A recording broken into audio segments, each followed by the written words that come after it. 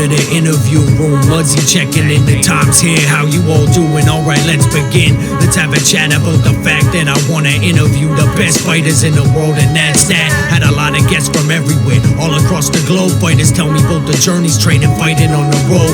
It's Muay Thai, get it straight. Here to show respect to great fighters around the world. Ask questions and investigate the lives of great warriors, revered and notorious, infamous and we are good. And I'm here get to finally chat with the man, the myth, the legend, and gaining a new cult following, Nathan Embleton. How are you, brother, from Aggressive Muay Thai? What's going on? Good, thank you. Not too bad. Appreciate the opportunity here today. Thanks for having a chat, man. I really, this past year or so has been really fun and epic and insane, and it's just wicked watching you. You're crazy, but I love it, and it's wild and it's violent. So Before we get into all the good stuff, you're coming off a nice little win a few weeks ago. You fought on Iska Fight Night. Tell us about that. Yeah. First time fighting on that show, the Kalamunda Fight Night show. So always a little bit nervous fighting in a new scene, new environment. But no, it was good.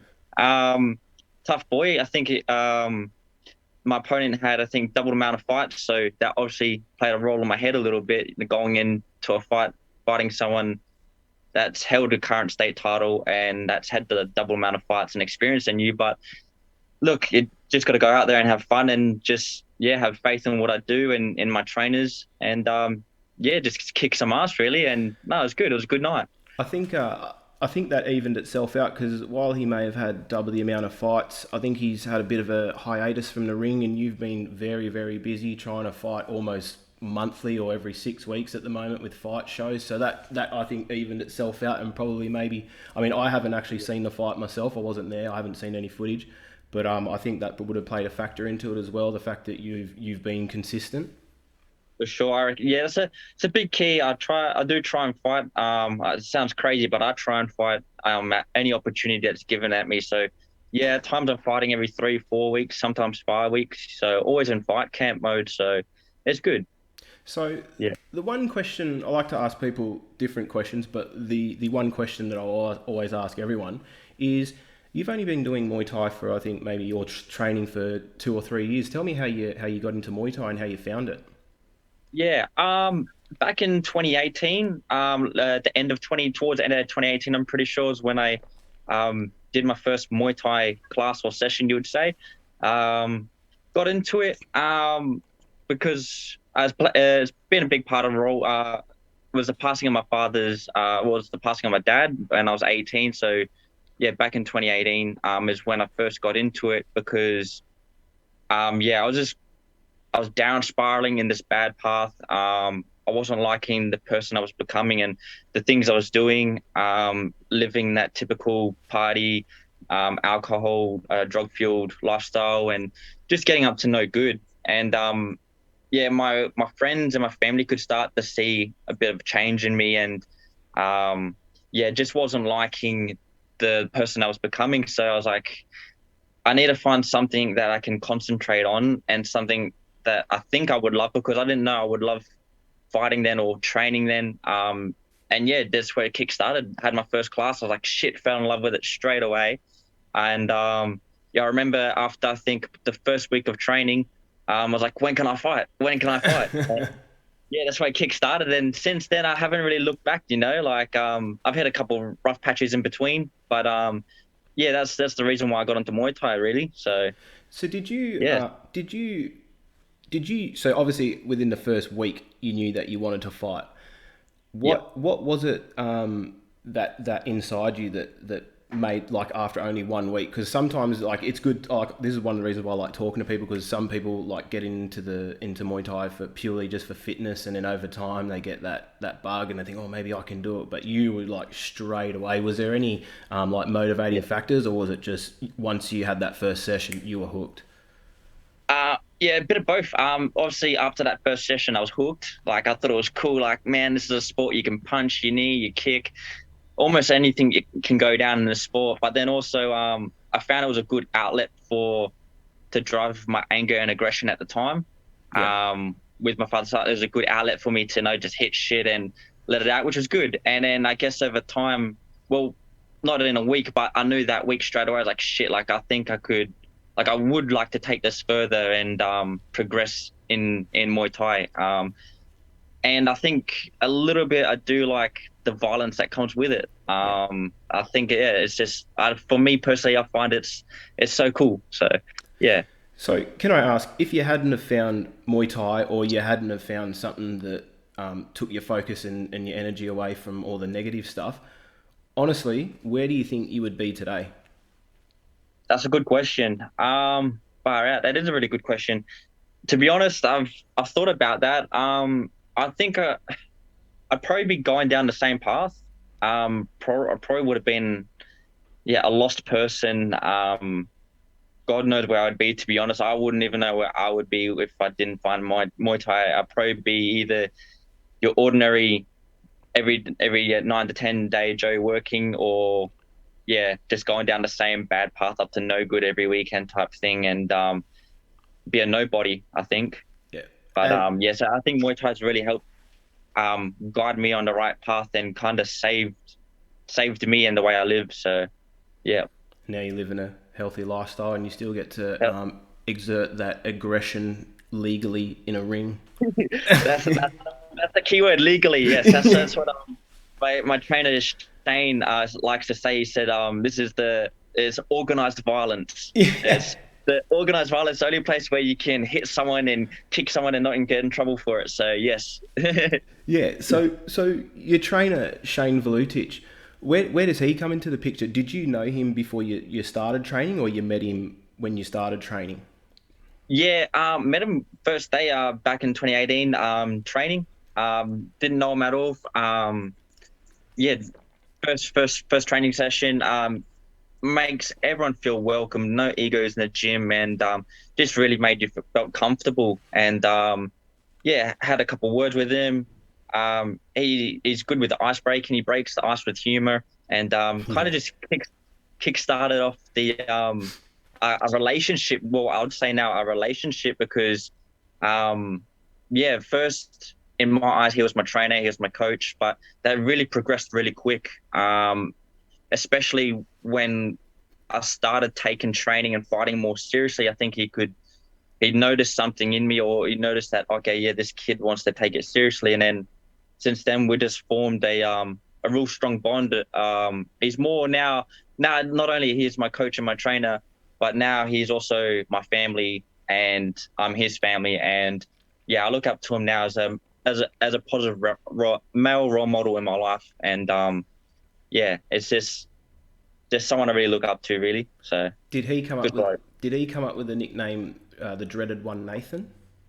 He did, yes, yes. He coded with that the nickname. I still haven't used it yet. I haven't because last fight show I was going to say, yeah, this is it. I'm going to put this down as my walkout name or my fight name, but I didn't get the opportunity last fight show. So hopefully this fight show I can have the opportunity to put it down, fighter's fight name, and use that one. Don't So worry, don't worry, mate. I'll be doing some commentating, so I will make sure that gets put in your as you're making your name. I'll put it in, and I'll say it on the live stream as well.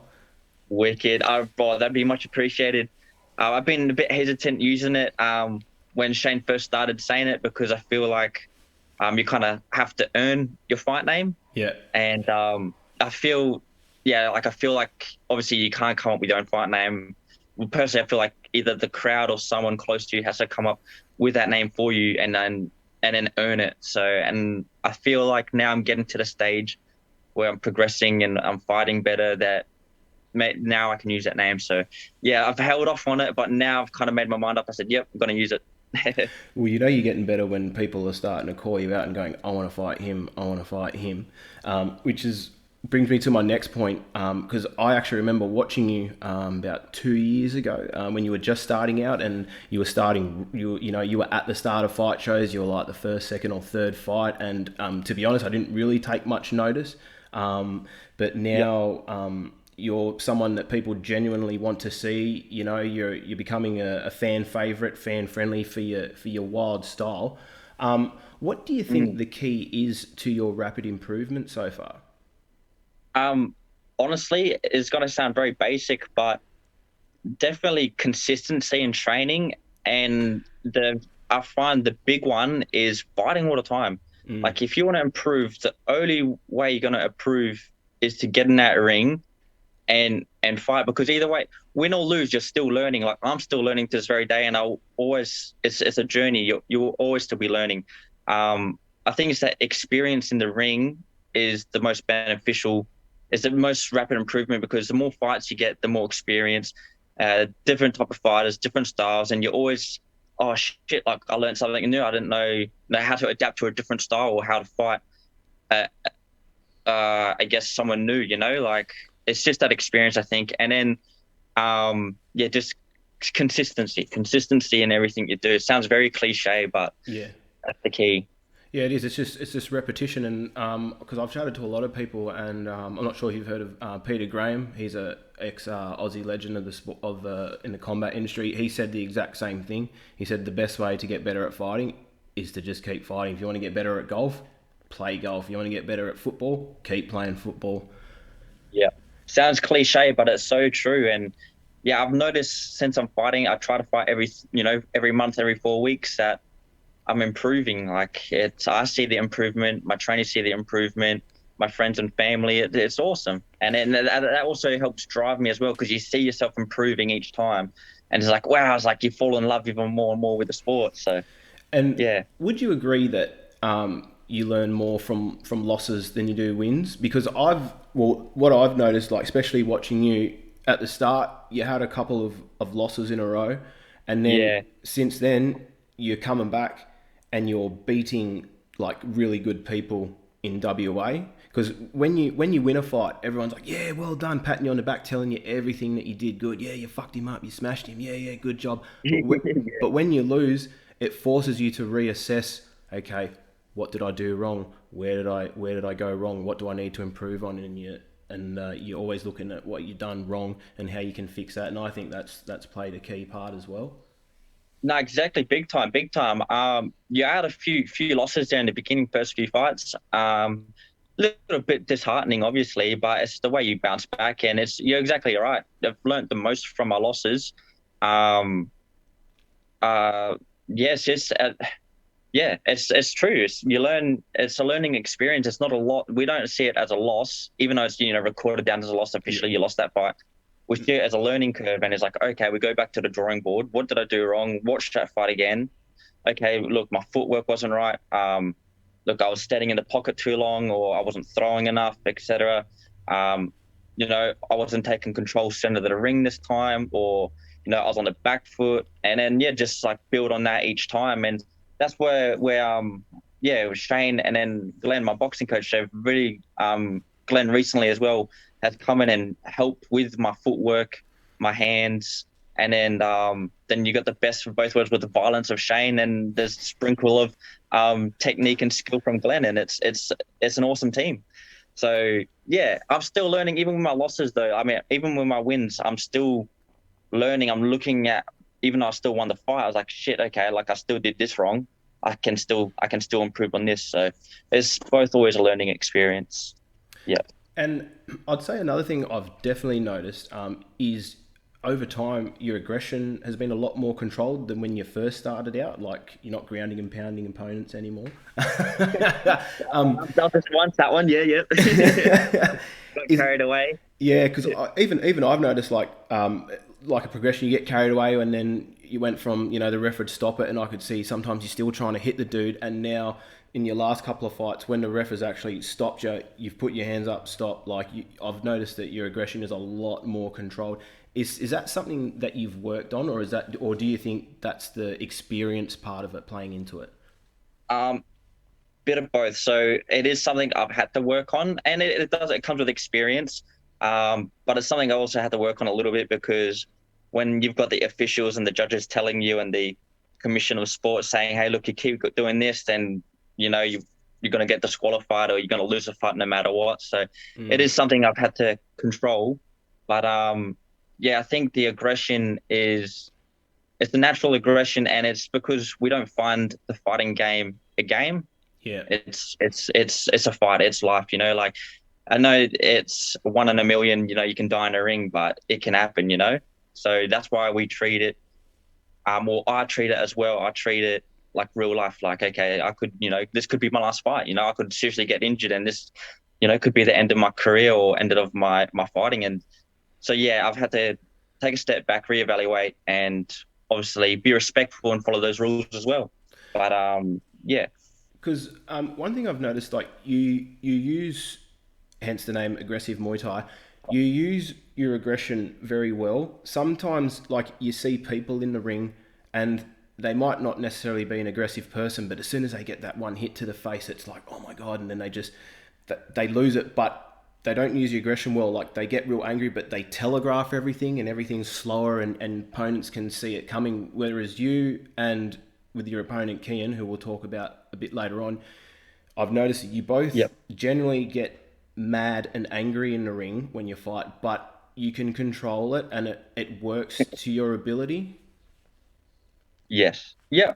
Um, with that as well, I feel no, you're right. You're exactly right. I feel, and I've looked in my past fights, so when I have controlled my aggression, I think it has hindered my performance a little bit in past fights where, because that's not actually aggression, but the type of style we train, like the violence. That's the type of style we train, and that's why we call it aggressive Thai boxing. Um, that's all we know. That's all we train. That's all we do. And so when I start stepping back and playing the game, we call it. Yeah. Your turn, my turn, the traditional Thai. Then that's when I start to get sucked in, and then yeah, that's when I start to lose the battle, and then yeah, there's been a few times where you watch my fights or I watch my fights and I get sucked into the game and I got to snap out of it and not so much, yeah, not be so controlling of my aggression. Sometimes it's good to let it out and just go for it. After all, it's a fight. Yeah, people exactly. people love the excitement and yeah, and that's what I plan to do. I try and entertain and have fun at the same time. So, nah. You're damn right, man. It's definitely a fight. It's not cricket, the gentleman's game, that's for sure. No, no, that's And anyone who has seen your fight knows that you put out a ridiculous workload, and you can keep a crazy pace from start to finish. So would you be able to talk a little bit about your training regime and how you managed to get so fit for these fights? yeah, yeah. No big secrets here, really. Obviously, training. When I'm in fight camp, I train 5 to 6 days a week. So I'm also training on weekends. I think that's very important. And then also rest. Rest is important. Always have at least one day's rest. But my training regime, um, usually I hit pads and bags for 4 or 5 times a week. Hard at whatever style I'm fighting. So if I'm fighting for 3 minutes, I'll do 3 minutes. I'm fighting for 2 minutes. I'll train for those 2 minutes. So train what you fight. Yeah. And I smash sprints a lot. I think sprinting or anything that gets the cardiovascular system pumping hard, like that burning feeling, that want to give up feeling. Just sprints. I find I smash sprints 3 times, sometimes 4 times a week. Like interval training.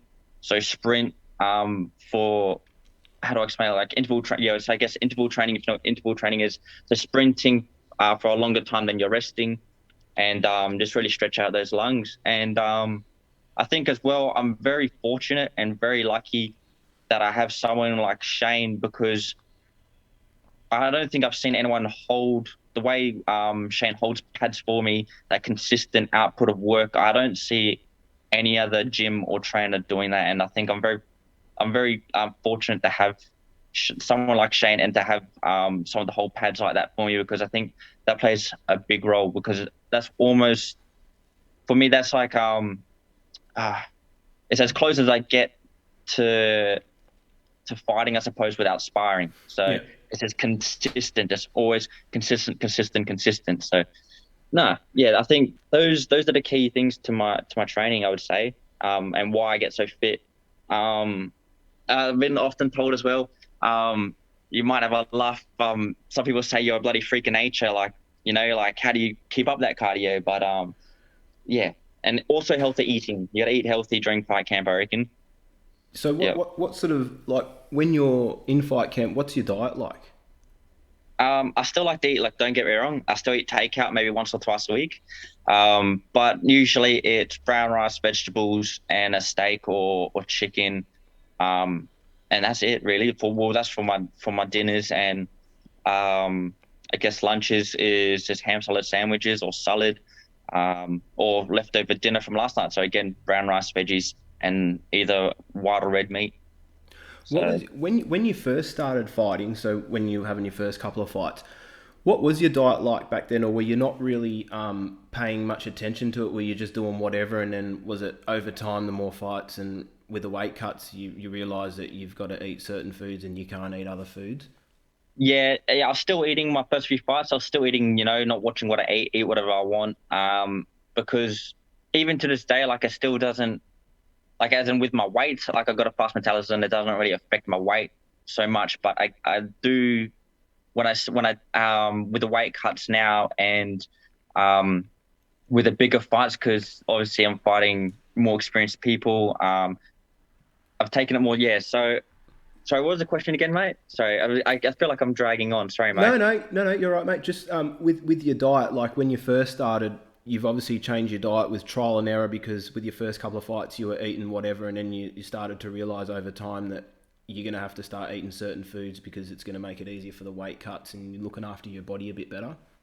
Yeah, exactly. And yeah, that's a big one. Yeah, easier for the weight cuts, and also just generally feel better inside. Like, just feel healthy. You don't feel slow or groggy or lethargic. I've got more energy, which is a big key. Like, you need energy to do this sport. You can't be feeling lazy because next minute then you don't want to go to training.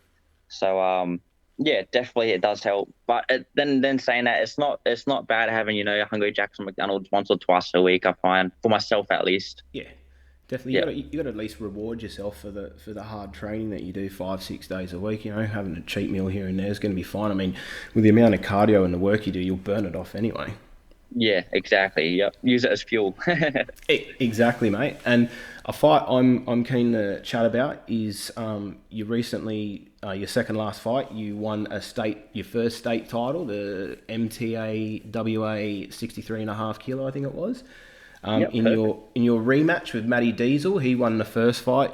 You won the second fight. Both fights have been entertaining as hell. I'm sure there'll probably be a third and final decider on the horizon somewhere. I hope so. Yeah, tell me about that fight, and tell us, because you fought him the first time and you lost. What did you have to do? Go back to the drawing board, and did he surprise you with anything in that rematch? No, I knew from get go from the first fight, because I knew I was kind of knew what I was in for, but because that first fight was an eye opener, and strong, a very very strong conditioned fighter. And after that first fight, okay, I kind of grabbed an understanding, the grasp of his style. So the traditional Thai, very timed and strong hits, not necessarily a whole lot of combos or flurries, but that timing you got to watch out for, and those strong power hits. So that's something I knew I had to look for. Another thing that I had learned was I had to smash more cardio the last 5 2-minute rounds, because the first fight with Matty was my first 5 rounder. So I was used to doing 3-3s or 3-2s. And so knowing it was going to be a 5 rounder, I had to smash even more cardio, smash more sprints, and yeah, really watch what I was eating. So I think those were the biggest key things. Like, I knew like I knew I had like the aggression, I had some skill. That wasn't my concern. It was more cardio, and the fact that yeah, he's a conditioned fighter, so I know he wasn't going to go down easy, and he did, and he stood his ground the whole time. Cut him open, and he smiled straight away, and he kept walking forward, and I was like, yep, I'm fucking in for a long night. So we're both in for a long night, and yeah, it was awesome. Like, yeah, it was one of those, yeah, just a great fight, man. Just one to remember. You both look like you were thoroughly enjoying it, smiling at each other with some beautiful violence in there. That's it, beautiful violence. Would you say was he been your toughest opponent to date? Yes, I'd probably say Matt would be so far. was my toughest fight. Um, Except for when I was still in pads, I took a fight on 1 week's notice. Uh, Back when Future's, I'm not sure if Future's still running in Mandra. I took on 1 week's notice Johnny Cullingham or Cunningham, Callahan, and yeah. yeah, I think I was only 4 or 5 fights in, and didn't know, to be honest, didn't know too much about him. And I was like, yeah, I'll take the fight. Why not? Like fighters fight. And yeah, that was a bit of a surprise. Just I got overwhelmed with he's very skillful. Got overwhelmed with his skill, his timing, his style. That was an eye opener. But other than that, yeah, I'd say Johnny and Matt were the two toughest opponents, I'd say, so far.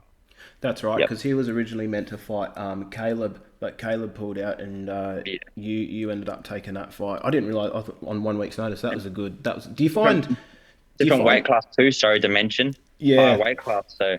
66 or something like that. I think it was, or 65 maybe. Something like that. No, I think at the time it was close. It was like, yeah, high 60s, around 68. I think it was around 68 kilos. So bit of a weight change, but then again, no excuses. Yeah, definitely. Yeah. And what would you say? Sorry, I'm just losing myself Nah, you're good, mate. in my notes here. Um, at fight shows, I've often seen you before you go out. You're always lying down. You're very calm, collecting your thoughts. The calm before the storm. Yes. What goes through your head before you make that walk out? Oh, before I so behind the scenes and that, and then and as I'm walking out, man, a range of things go through my brain and my head. It's I often call it a roller coaster ride. Yeah, Because you've got this adrenaline pumping, you've got emotions high, you've got thoughts of your family and your friends going through your head, and it's just like that up and down roller coaster. It's a crazy ride, but yeah, it's I'm not gonna lie, it's a little nerve wracking. Whoever fights and says they're not a little nervous, I think they're lying, yeah, because it's a sport that you're walking into the ring, and one way or another you are going to get hurt, you are going to get damaged. It's like I like to copy the saying that my coaches say is, it's like going into a rugby game and expecting to not get tackled or hit. You've got to be fucking kidding yourself. yeah. So like also having that in the back of your mind, like, okay, shit, like, yep, I could seriously get hurt in this fight, but I'm going to do it anyways.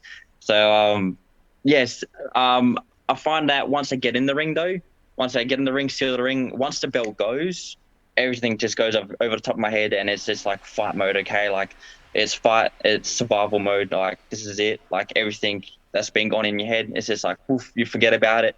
You start throwing, and then yeah, before you know it, first round's finished, and you're in your corner, and then you're getting tips from your coach, and getting ready to go back in it for round 2, 3, and 4. Like yeah, Yeah, I no, love it's it. crazy. Especially when you land that first flurry and your trainer in the corner. Yeah, he loves it, Yeah, man. yeah, He gets so excited. yeah. Yeah. Oh, I gotta love that. It's unique. That yeah. You definitely know he's in the building. Um, Yeah. that's what I was going to ask before I got lost with my notes. So you've won a state title. What other achievements are you looking to achieve in the sport? Well, to be honest, a lot. At the moment, my goals I've set for this coming year, or for hopefully the rest of this year, we're on a path. Um, I would like to take all the WA belts and hold them all at once. I reckon that'd be pretty cool. Yeah. So I've got one of them at the moment. I still want to take the ISKA. So I think that fight that I had on the Kalamunda show was like an entry fight to see to see if they could put me up for the ISKA. Hmm. So I like to take that, and then eventually the WBC belt as well. Hold all of them. Those are my, I guess, short-term goals.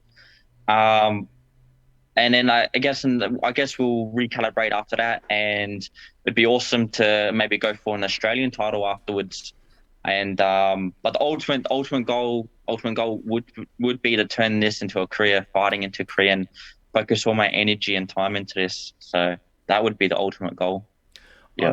I really reckon once this COVID stuff and the world opens up, gets over it, I really reckon that you should do a stint in Thailand. Find a good gym. Ooh, Don't go to like an island or anything like that. Find a good gym, and your game will just get better and better and better, because they can just, when I went there, they can just teach you little tricks and just neat little stuff that people having 100, 200, 300 fights just with experience. They just teach you all these little just subtle movements, and you think, why haven't I ever known that?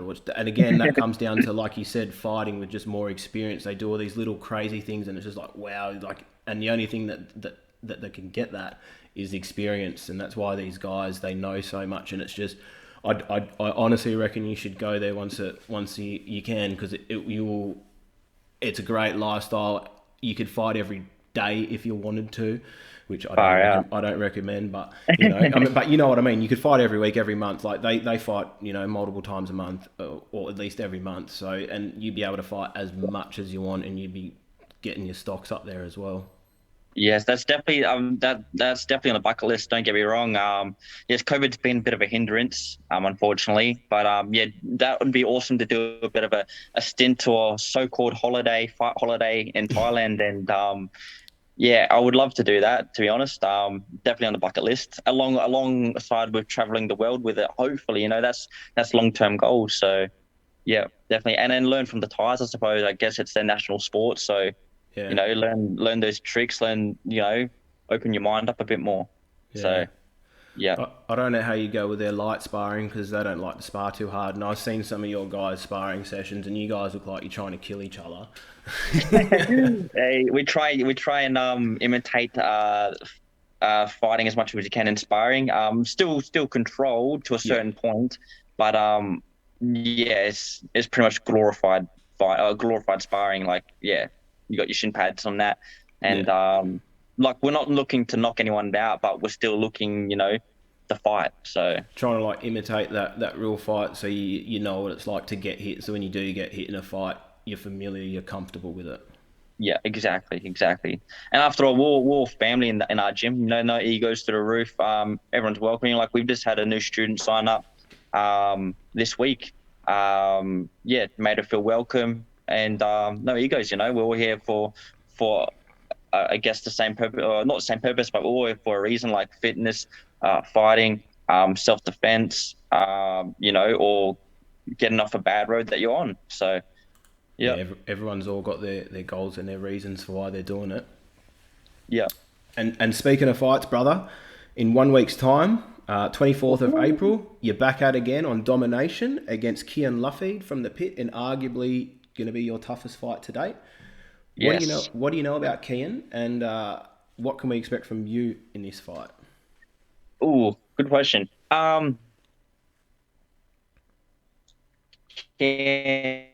Yes.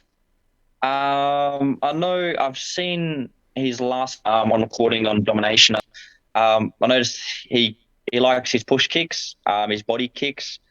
He still has, yeah, he holds a traditional fire style, but I noticed though he seems to be aggressive as well, or just as aggressive, which I think will be an awesome matchup. I've seen him throw the elbows too, because I love elbows and he loves elbows, so it could turn into a bloodfest real quick. You know, it could, you know, first round, second round, we could be both cut open by then. And I think this fight, mm, uh, I think this fight here will, whoever wins, it will be not. I think it will be whoever's hungrier more for it. I think for the win, or putting up a better fight. I think it's just, yeah, someone who's ever hungriest on the night. I think will pull out with the fight, because I know he's a tough opponent, and I know I can be a tough opponent too.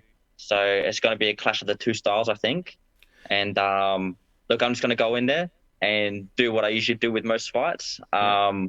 Foot on the pedal, and yeah, hopefully try and drown him in my cardio and my pressure, and just have fun at the same time, and try and make it as entertaining as possible, because I thrive off the crowd. I love the crowd cheering, and yeah, I love it. I just love entertaining people. So yeah. Yeah, and you've both got something that you can't teach people. You've got heart. People either have it or they don't. And Mm, I've noticed he gets hit, he gets angry, and it fires him up. You get hit, gets you angry. You're both going to be fired up. I I can guarantee neither one of you are going to be taking a backward steps, and I think it's just going to be battle of wills and who can impose their will and who can just be still there standing at the end, because it's going to be an absolute cracker, and it's honestly it's my favourite fight in the card. It's the one that I am most excited about. There's been a bit of talk I've noticed on Facebook. I try not to look at it so much because I can sometimes psych myself out, but I noticed a lot of people commenting on that one fight, and I'm just like, oh my god, it's gonna be a cracker fight. So you're not wrong, it's gonna be fireworks, man. That's for sure. And you've only got 1 week left, so you're coming to the end of your training camp.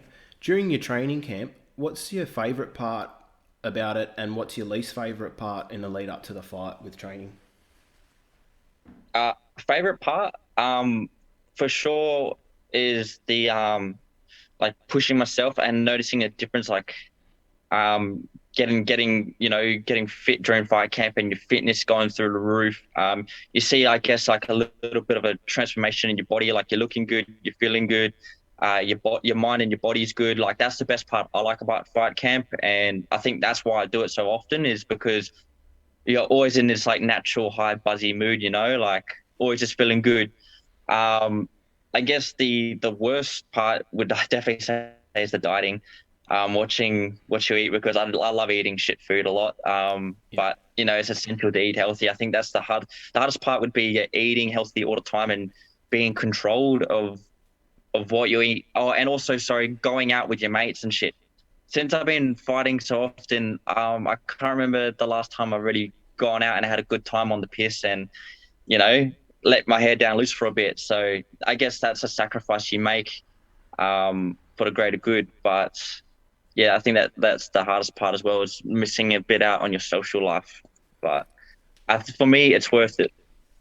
Do you like to take time off after your fight? So like say after this fight, I mean obviously because you're fighting so regularly you don't take that much time off, but do you take like a week off or a few days off after you've had a fight and then get back into it?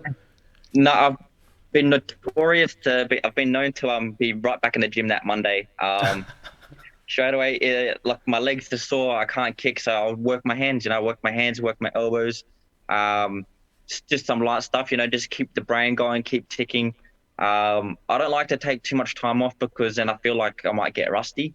Yeah. And I don't like, I've done it before and I've taken a week off and I've just come back in after a fight, after a week off, and I'm like, fuck, my fitness is out the window. Fitness goes so quick. I feel a bit, rusty, a bit sloppy, not sharp, and I just don't like that feeling. So I try and get back in the gym that next week coming. I do sometimes, I take a day or so, a couple of days off here and there, but I try and get back right into the gym, back at it again, and just on that grind. And that's a good point you bring up about with injury and stuff. You say like if your leg's banged up, you'll work hands or elbows. Do you find that's a good thing, even though injuries do suck? Do you find the good thing or the positive to take away from that is it forces you to work on other parts of your game that aren't, so you, like you said, like if you're injured, and you love throwing kicks, you can't throw kicks, so it'll force you to work on your elbows or your hands or your clinch. It forces you to work on other aspects of your game, because we tend to do what we like or what we're good at. So if you like kicking, you're always going to kick the bag, or some people, we always have those same combos, but then when something does go wrong or you're injured, you can't do that. It's like shit, I got to work on my clinching or whatever. Yeah, no, that's good. That's good. What about our sport is master of 8 limbs.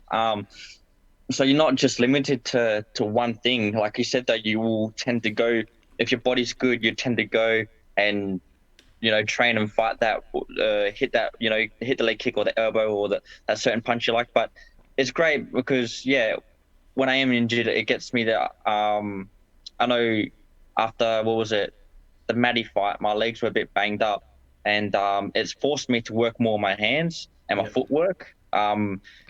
And that's when Glenn's my boxing coach. He's taken in a big role and a big step as well the past couple of fights, sharpening my hands up, my footwork. And it's been great. Like, so now I feel more comfortable with my hands, whereas before, I didn't have, such great hands. But now I feel like, my hands are pretty decent now. And so it's good to mix it up. So now I've got good hands, kicks, elbows. Like, it's good to mix it up because then you've got an arsenal and you don't feel so limited. And yeah, I suppose like you get if you do get injured in the fight and you can't use something, you can fall back onto something else. Yeah, Yeah. most definitely, man, most definitely. And at the start, we talked about how you got into Muay Thai and you're not necessarily on the best path. What advice would you give to others who might be listening to this who may be at a crossroads or possibly going down a bad path and they have the option to either do or don't? What advice would you give to them, drawing from your own experiences? Well, for just someone we've gone down like a bad road or caught up in Or the bad shit. if someone's on the verge, they could go this way or they could go that way. Yeah. What advice would you give them if they're at a crossroad? Oh shit, that's a tough one. A crossroad. Um, I'd say if you've got a good family and friend circle, I'd say listen to advice first because I remember when I was heading down a bad path, I'd often be told by my family and friends as they could notice, like they gave me the signs first, saying, "Okay, look, like we noticed there's a change in you, Nathan. You're not the same, etc." Um, Listen to that advice, even though it sounds silly, and you think you know yourself better, etc. Listen to that advice. I guess for me, well, my crossroads was a bit different. I had a real bad experience on a trip. So took a trip. I had a real bad experience second time, and it kind of just gave me a massive epiphany, blew my mind, and I kind of broke down and said, "Yeah, wow, this is really not the life I want to live." Um, and I found that structure sounds real cliche. You need structure in your life. Without Definitely. structure, um, like I noticed when I didn't have structure in my life, wake up and do this all day or all morning and then go out and repeat it for, 3, 4 days. So I think structure for me personally is key. And I think for a lot of people, structure is important. And I think you need to keep your mind busy. Find a passion. For me, it's fighting. So it doesn't have to be fighting for everyone necessarily, but something you're willing to invest time and long term investment in it. I think that's important as well because then because you're willing to invest your time and energy in something so long that you're focused on something else now. And yeah, I know I guess that's my what That's is it, no, advice. that's some good Yeah. advice, man. That's some Yeah. really good advice, and thank you for sharing that. No, no Now, worries. And cut out all the bad people in your life. that's why when you're young and your parents say, "I don't want you hanging around him because he's naughty," they're right because you become like your friends, the people that you hang around and associate. You hang around them because you have common interests, so you're going to be like Yeah, them or feed off them. If it's not working, change it. for sure, for sure. No. Now I know you're not looking past domination next week. Do you have any other fights lined up that you are able to talk about, or? Yep. So I think the next time I'm fighting will be. It's a bit of a longer break this time. First time in a while. I'll be fighting 6 weeks again after domination. On the I think That's it's funny how you think that's a long break, but anyway. well, I used to, yeah, I know it's crazy. I know I used to fighting every month. But the next fight is Muay Thai Grand Prix, and I think that's 6 weeks after this domination. And yeah, really looking forward to it. I don't know my opponent's name, but I do know there's a dude from Riddler's gym, and oh yeah, and yeah, so I think that's the next time I'll be fighting is Muay Thai Grand Prix. Just looking forward to it. I guess I get a bit of a longer break, so maybe you might take that week off and then recalibrate and have a slightly longer fight camp and hopefully yeah, just improve on what I need to improve during that fight camp. So yeah, So we get to see more of the dreaded one, Nathan. That's going to be excellent. I'm super yes, excited yes, about definitely. that. I'm Now, not going brother. anywhere anytime soon. Nah, nah, No. and that's a good thing. Now, before I let you go and enjoy the rest of your weekend or what's left of it, if people want to follow you, contact you, get a hold of you, how can people follow that? Have you got like Instagram, Facebook, all the good stuff? Uh, yes, I do. I'm unfortunately my Instagram's private. Um, so I haven't really set anything officially up for that just yet. But if people wish to contact me or want to speak or you know, yeah, guess get in contact with me either way. You can. Hit me up on Facebook. I know this is going to sound real confusing, but my Facebook name is Nathan Clark. My name's Nathan Embleton, but it's under Nathan Clark. I know that might be a bit confusing. So if you can find me on Facebook, hit me up on that. Or if not, you can also hit up Aggressive Thai Boxing page on Facebook, and give us a message over there, and I can get back to you as soon as I find out or get that message. So that's a good way to get in contact. Yeah, wicked, man. And last but not least, anyone that you want to thank or give a shout out to? Of course, if you don't mind. Go for it. Shout out. Yeah. Obviously, I wouldn't be here today if it wasn't for Shane Vlinich. Really just, transforming me into the fighter and person I am today. Definitely taken a big role in my life. Also Glenn as well. Glenn is an awesome coach. Wouldn't be here as well without him today. And obviously, if you don't mind, a shout out to my sponsors. They make it just a bit easier, living this lifestyle. With my sponsors, Bedshed Beckingham, Ascendance Tattoos in Kalamunda, and Talked Up Carpentry. They really help, paying for my fighter's bill, my medicals, my bloods, stuff like that. They really help out in that way, and they're good people. So feel free to give them, feel free to hit them up and drop my name on my gym and see what I can do for you. And thank you as well to my friends and family. You know who you are and how much you mean to me. So, yeah. love seeing those purple shorts every time you fight, brother. No one does it better in the bedroom. That's it. I think I rock those purple shorts now. well, man, it's been absolutely wicked chatting with you. Thanks heaps for your time. And guys, I beg you, I implore you, please go and see Nathan fight live, because it's wicked, it's wild, it's crazy, and you're in for some beautiful violence. I mean, I've watched a lot of your fights live, as you know that I'm there.